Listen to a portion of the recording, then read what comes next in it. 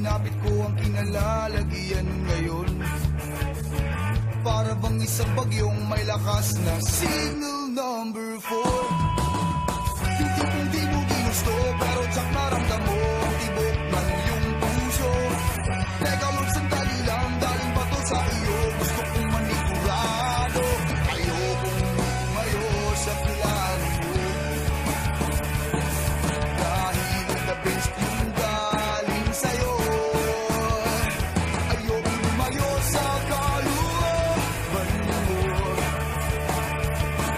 Kung itong nagdarama hindi galing sa'yo, please Panginoon, pakitanggal ko.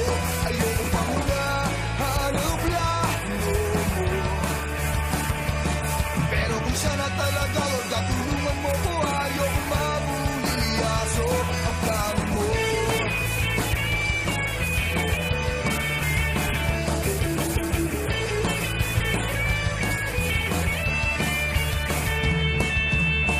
Di ko inasahan o sadyang pinilit kinalalagyan ngayon.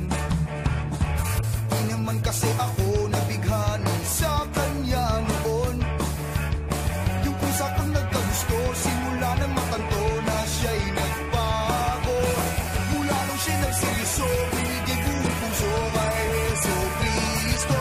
Ayokong lumayo sa plano mo. Dahil the best yung galing sa'yo. Ayokong lumayo sa kalooban mo. Kung itong nagdarama hindi galing sa'yo, please Panginoon, pakitanggal ko. Ayokong pangunahan ang plano mo.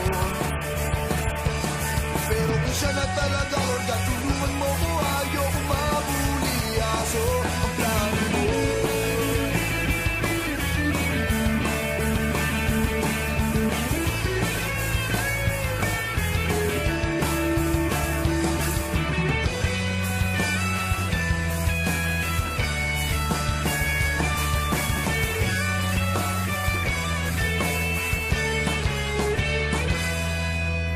Siguradong di ako nag-iisa sa kinalalagyan ngayon.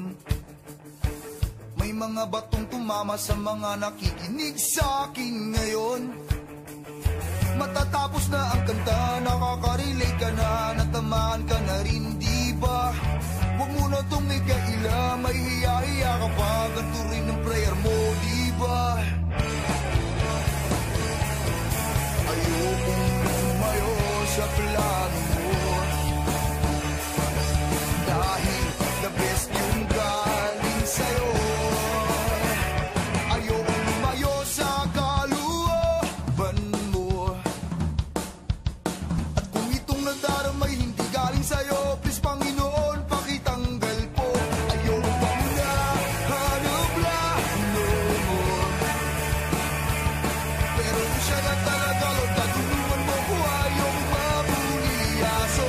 Ayokong lumayo sa kalooban mo.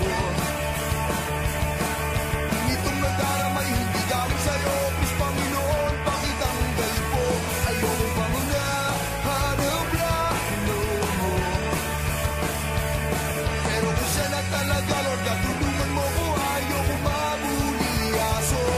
Pero kung siya na talaga, Lord, katulungan mo ko. Ayokong mabulilyaso. Pero kung siya na talaga, Lord, katulungan mo ko. Ayokong mabulilyaso ang plano mo.